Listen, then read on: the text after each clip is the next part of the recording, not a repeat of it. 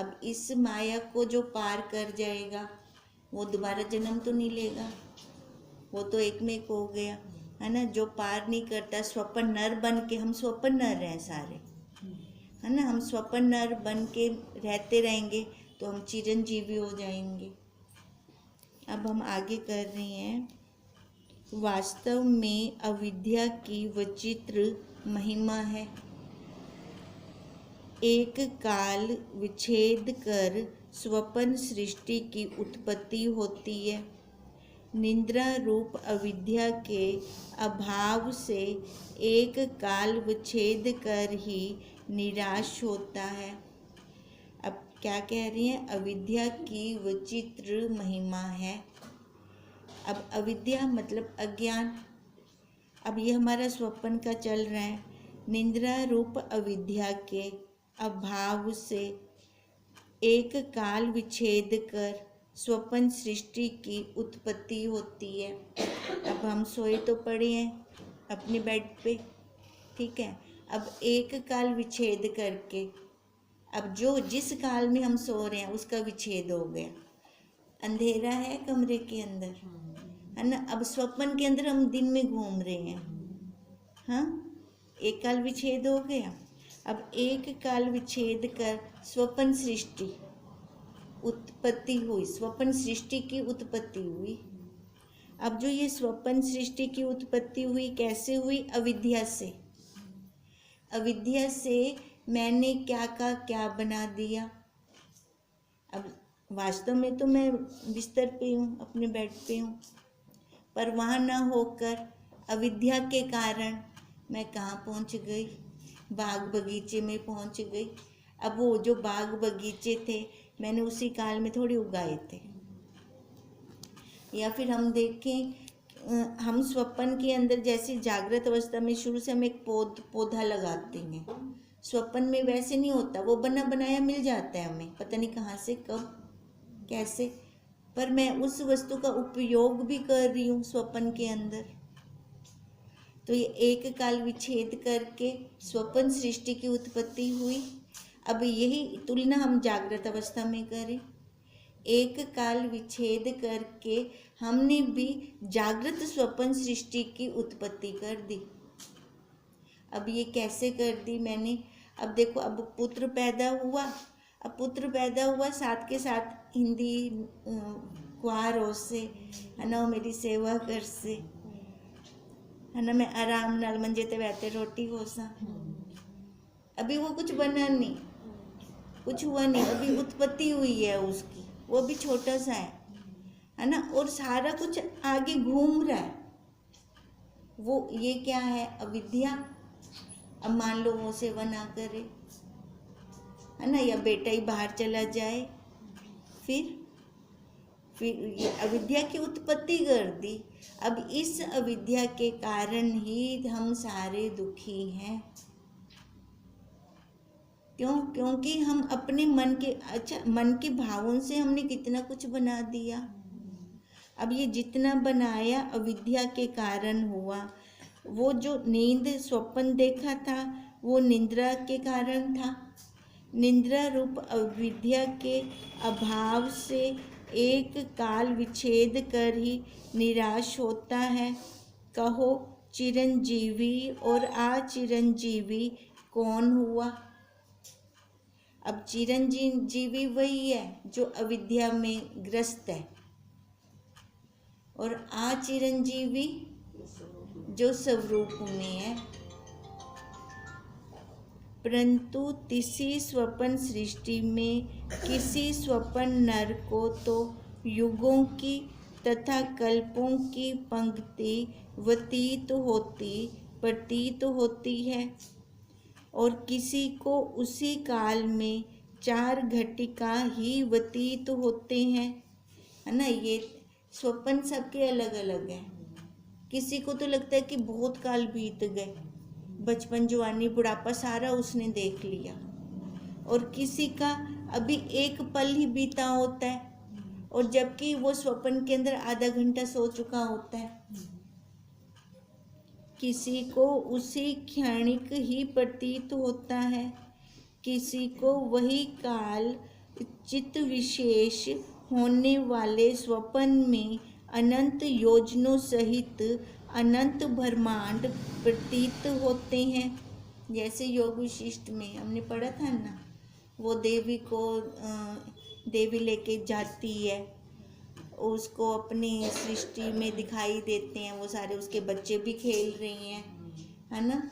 तो पर वो उसको जो उठी वो जागृत में, उसको तो एक क्षण हुआ था उस टाइम, अभी उस सृष्टि में उसने कितना कुछ देख लिया। अविद्या की महिमा कहाँ तक कहूँ, ये सारी अविद्या है। इससे चिरंजीवी एक चिद वस्तु है, अन्य सर्व माया मात्र है। चिरंजीवी एक चिदस्तु है। अब चिदस्तु है मतलब एक उसके मन के भाव है जो हमेशा हमारे चित्त के अंदर रहते हैं। अब चित्त के अंदर मैं अगर रख लूं कि मैं ब्रह्म हूँ, है ना, मैं साक्षी हूँ, तो और जन्म नहीं होगा, क्योंकि अविद्या का अभाव हो गया। अब चित्त में हमारे जो चलता है उससे ही हमारा आगे का रास्ता बनता है ना।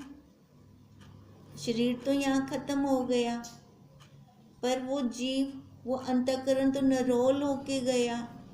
अब वो जब तक निरोल जा रहा है, अब निरोल माया का निरोल होकर, है ना। अगर देखो उस शरीर खत्म होता है तो जीव भी यहाँ पांच भूतों में लय हो जाए, वो खत्म, उसका प्रांत काल हो जाए, पर उसका वो तो होता नहीं। वो तो कितने संस्कार भर के जा रहा है।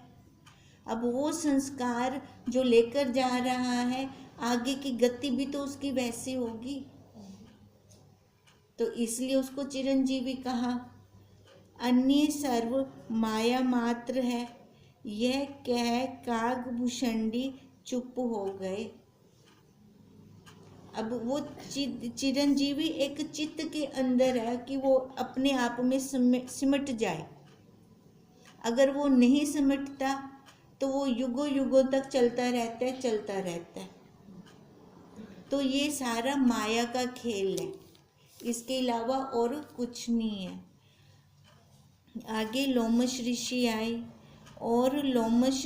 आए और कहा, हे साधो, यह मिथ्या मान वाणी का गोचर परिच्छिन्न दृश्य वस्तु दृष्टा साक्षी चैतन्य निर्विकार आत्मा का रोम मात्र भी कुछ बिगाड़ नहीं करता।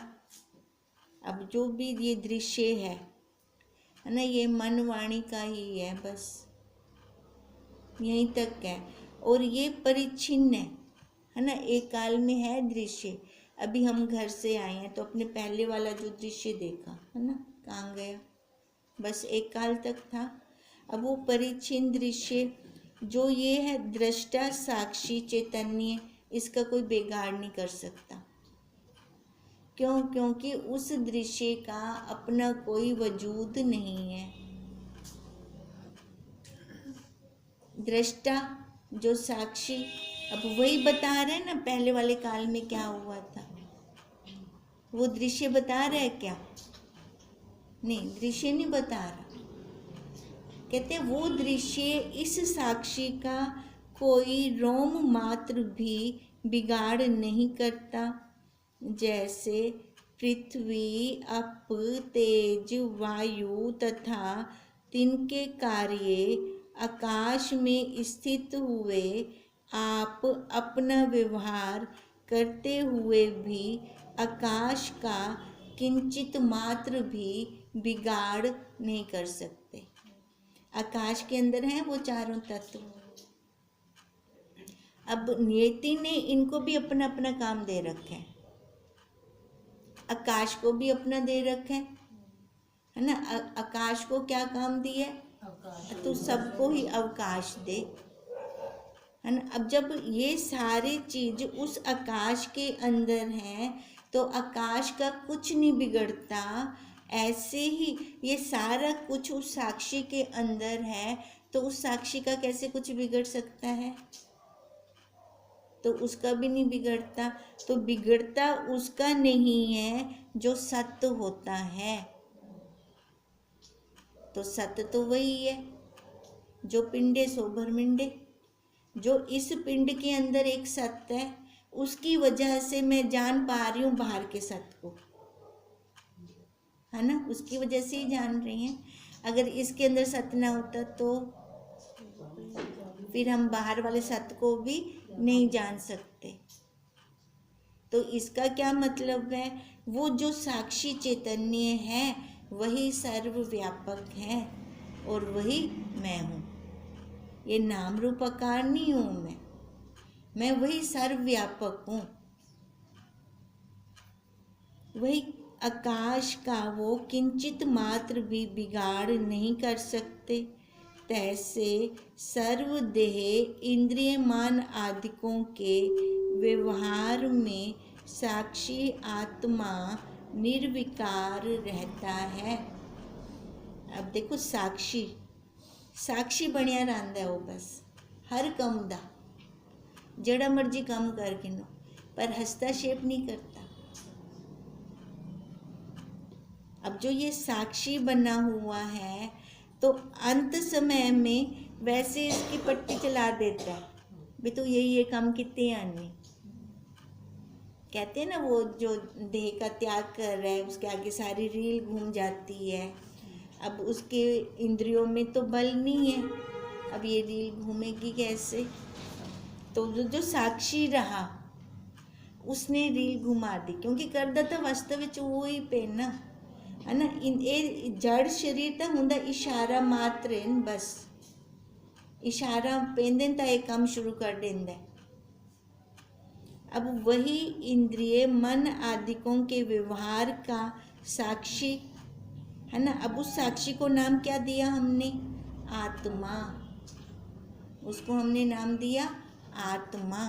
अब वो आत्मा कैसी है? जैसे आकाश से तुलना कर रहे हैं भी, जैसे आकाश सबको अवकाश दे रहा है पर खुद असंग है, ऐसे ही वो साक्षी सबको बल दे रही है पर सबसे वो निर्विकार, उसमें कोई विकार नहीं आता और सबसे वो असंग रहती है। कदाचित भी अपने असंग स्वरूप को नहीं त्यागता। उसका जो काम है वो कर रहा है। अब उन्होंने कहा असंग स्वरूप को नहीं त्यागता, कभी भी वो संग नहीं करता भी कहते नाल मिल बने, कहते नाल हमदर्दी दिखा देवे, है ना। किसी के साथ वो ऐसा नहीं करता, अपना असंग रहता, चुपचाप सबको देख रहा है, हस्तक्षेप नहीं करेगा किसी के अंदर भी। इसका एक उदाहरण हम ट्यूबलाइट के साथ लेते हैं। इस प्रकाश के अंदर हम जो मर्जी काम कर लें, इसने हस्तक्षेप नहीं करना, है ना, भी तुम ये काम क्यों कर रहे हो। अब ऐसी साक्षी है। यम किंकर ने कहा, हे रोम ऋषि, सुनते हैं कि ब्रह्मा मरता है तो रोमश ऋषि एक रोम उखाड़ कर फेंक देता है, यह बात कैसी है? रोमश ने कहा, यह लौकिक व्यवहार वैदिक नहीं, इससे केवल आत्मा की तथा दृश्य वर्ग की अनंतता बोधन है। कहते हैं वास्तव में ऐसा नहीं दिखेगा भी एक ब्रह्मा मरद है तो रोमश ऋषि अपना एक वाल उखाड़ते सट देवे तले भी, ये लौकिक व्यवहार वैदिक नहीं है, ऐसा दिखेगा नहीं। ये खाली जैसे संत लोग वार्तालाप करते हैं, जैसे हम कहते हैं कि उसका कोई सटीक उदाहरण नहीं है, हम जितने भी दृष्टांत देते हैं उस साक्षी के इर्द गिर्द घूमते हुए देते हैं, ऐसी ये दृष्टांत है। इससे केवल आत्मा की तथा दृश्य वर्ग की अनंतता का बोधन है। अब कहते हैं एक ब्रह्मा का नाश होता है तो वो एक रोम उखाड़ कर फेंक देता है। अब तक तो पता नहीं कितने ब्रह्मा चले गए होंगे, अब तक वो कितने उसने अपने बाल उखाड़ कर फेंक दिए होंगे, पर किसी ने देखा तो नहीं। ये सारा क्या है, हमें हमारे संतों ने हमें बताया सुनाया, हमने आगे वो सुन लिया है ना, पर आत्मा भी किसी ने नहीं देखी। ना किसी ने ब्रह्मा को देखा, ना किसी ने लोमश ऋषि को देखा, जड़ा वाल उखाड़ते सटदा पे है ना, उसको भी तो नहीं देखा किसी ने। तो ये एक दृष्टांत है, समझने के लिए है। वो समझाने के लिए क्या कह रहे हैं, केवल आत्मा की तथा दृश्य वर्ग की अनंतता का बोधन कर रहे हैं। भी युगों युगों से ये है, बस है तक की हमें दे रहे हैं परिभाषा, है तक को सत्य कर रही है, और कुछ तात्पर्य नहीं है इससे। इससे ये दिखाना चाहते हैं कि ब्रह्मा सत्य नहीं है, भी आत्मा सत्य अनंत युग भी हम देखो ब्रह्मा को सोचते हैं ना, नहीं ब्रह्मा को हम कह रहे हैं, अब ब्रह्मा को कह रहे हैं, अब ब्रह्मा को भी किसी ने नहीं देखा, आत्मा को भी किसी ने नहीं देखा। तो कहते हैं ना ब्रह्मा ने सृष्टि पैदा की है। अब ब्रह्मा ने सृष्टि पैदा की है तो ये क्या क्या क्या कह रहे हैं, लौकिक व्यवहार है, खाली वैदिक नहीं है ना। ये देखें कैसे उसको दिखाएगा, कौन दिखाएगा, है ना। अब ऐसे ही उस साक्षी को भी किसने देखा या दिखाएगा, खाली अनुभूति है, ये हम सबकी अनुभूति है। मिलान तो हो रहे हैं ना, हाँ मिलान हो रहा है, हम उस मिलान के साथ हम देख रहे हैं ये सारा मिलान। क्या देख रहे हैं, वही तो सत्यरिंदा पे वही तो बता रहे हैं हमें, है ना। ये वाला मिलान कर रहे हैं, इस मिलान के कारण हम कह रहे हैं वो साक्षी को, उस आत्मा को, पर देखा नहीं है हमने, पर वो रस भर रहा है, सत्य दे रहा है अंदर, है ना। वो सत्य जो दे रहा है वो उसी का है, ये हमें मानना है, चाहे हम सीधे सीधे मान जाएं या उल्टे लटकाते साकू मनवाया वने। उल्टा कौन लटकेंदा है, वो प्रकृति।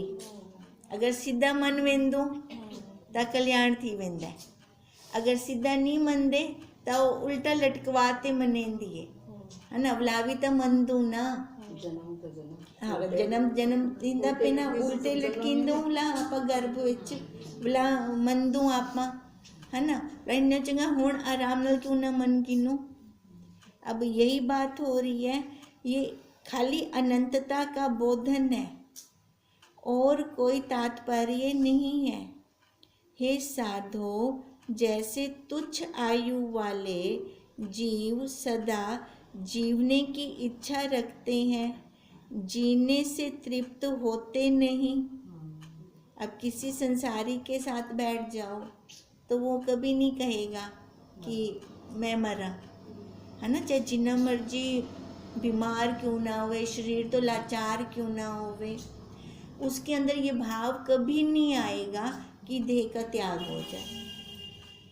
वो जीने से तृप्त होते नहीं, तथा जैसे अज्ञानी मरने से भय करते हैं, चक्षु आदिक इंद्रियों के रूप आदिक विषयों को ग्रहण करने में ही अघाते नहीं। उनके विषय कभी तृप्ति नहीं होते, विषयों से कभी वो तृप्त नहीं होते। शरीर की अयोग्यता चाहते हैं इत्यादि अनेक व्यवहारों में पश्चाताप तथा विलाप करते हुए ही जैसे शरीर को त्यागते हैं। अब वो क्या कह रहे हैं कि वो विषयों से तो कभी अघाते नहीं हैं, हमेशा शरीर की अयोग्यता चाहते हैं। देखो अयोग्यता ज्ञानी भी चाहेगा, पर क्या होगा, जो अज्ञानी है वो जो शरीर की अयोग्यता चाहते हैं वो क्या होगा, भी स्वस्थ होकर फिर वो संसार में जाएगा। शरीर पे बैठ के ही स्वस्थ हो। हाँ, शरीर पर बैठ के ना फिर वो संसार में जाएगा, फिर से वो विषयों का सेवन करेगा। पर ज्ञानी शरीर को अलग देख रहा है, वो उसकी प्रारब्ध को देख रहा है भी, जब तक इसकी प्रारब्ध है खुद ही चलता फिरता बने, है ना, वो इस भाव से देख रहा है। उसको कोई आसक्ति नहीं है शरीर की। प्रारब्ध तो है ना, ज्ञानी की भी अज्ञानी की भी, दोनों की प्रारब्ध है। जो अज्ञानी है वो अनेक व्यवहारों में पश्चाताप तथा विलाप करते हुए ही जैसे शरीर को त्यागते हैं, तैसे ही अज्ञानी दीर्घ आयु वालों का हाल भी सम्यक तैसे ही जानना। जो देखो, अज्ञानी और ज्ञानी दोनों का शरीर नाश होएगा। जो ज्ञानी है वो देख कर जाएगा, पश्चाताप नहीं करेगा, वो देखता जाएगा। अब वो पांच भूतों में लय हो रहे हैं। और जो अज्ञानी होगा वो पश्चाताप, उसको ये होता रहेगा मेरा शरीर क्यों खत्म थींदा पे, मैं मरदा क्यों पिया, क्योंकि उसको अभी विषय भोग की वासना बाकी है। शरीर में भोगने की वो ताकत नहीं है। पर मन तो तृप्त नहीं हुआ, मन तो चाह रहा है ये सारे विषय प्राप्त हों। अब वो कैसे जाता है, अज्ञानी दीर्घ आयु वालों का हाल ऐसे ही समझे हम। कैसे, चिरंजीवी कहा उनको। यह व्यवहार सब विद्वानों का अनुभव सिद्ध है। बल्कि ज्ञानी को भी जीना अच्छा लगता है, मरना बुरा ही लगता है। इससे नित्य चिद अनंत निज स्वरूप आत्मा का सम्यक बोध ही श्रेष्ठ है। अब श्रेष्ठ क्या है, अपने आप को शरीर नाम मानना, वो साक्षी आत्मा मानना। अब ये मर रहा है तो शरीर मर रहा है ना, जब ये दृढ़ता हो जाएगी ना मैं शरीर नहीं हूँ, तो उसको कोई रोना नहीं आएगा अंत टाइम में। क्यों? क्योंकि उसको पहले से ये दृढ़ता है कि मैं शरीर तो हूँ नहीं, और शरीर तो पल पल पल पल मर रहा है। हुण पूरा थींदा पे तब ला क्या थी गया, मैं तो मरदा गया नहीं ना, मैं तो वही का वही हूँ ना, मेरा तो बिगाड़ नहीं हुआ। तो कहते हैं ऐसा निश्चय करना श्रेष्ठ है, न्यून आदिक जीवना श्रेष्ठ नहीं। कोई पहले मर गया या जिसने चिरंजीवी ले लिया बाद में मरा था वो भी ठीक है, मरा तो शरीर हुनंदा भी, पर श्रेष्ठ क्या है, अपने आप को सही जान लें, सम्यक जान लें। हे यम किंकर, असली विचार की बात सुन। जैसे स्वपन नर किसी स्वपन के ऋषि पुरुष को कहे, हे ऋषि, अमोक स्वपन का ऋषि स्वपन नामी के मरे व स्वपन नामी के जागे से एक अपना रोम उखाड़ के फेंक देता है, क्योंकि स्वपन नावी को रोज मरना ठहरा। हम कैसे घोर कराते तकलीफ को पाते हैं। अब देखो, हे यम किंकर, असली विचार की बात सुन। स्वपन नर किसी स्वपन के ऋषि पुरुष को कहे, खुद स्वपन नर है, स्वपन के ऋषि को, है ना, मतलब दोनों ही मिथ्या है, दोनों की अपनी कोई असलियत नहीं है, दोनों मिथ्या है। एक स्वपन नर किसी स्वपन ऋषि पुरुष को कहे, हे ऋषि, अमूक ऋषि स्वपन्नावी के मरे व स्वपन्नावी के जागे से एक अपना रोम उखाड़ के फेंक देता है।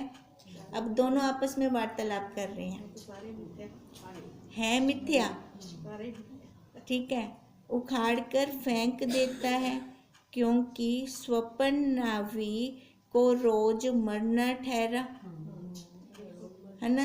जो स्वपन का है वो तो मरिया ही है ना, पहले तो ही मरिया पे। है ही नहीं। अब यो स्वपन तो उदाहरण केंद्र की तरह पे हमारे लिए दे रहे हैं। आपा इनसे कहना, आपा पहले तो ही मरे पे इनसे, है ना। आप अल्लाह एक दूजे को दिलासा देंदे बैठो। वही स्वप्न नर का स्वप्न नर से हो गया। जाग से था ना। वो एक दूजे को दिलासा देंदे बैठो। हूँ दिलासी दा क्या महत्व है?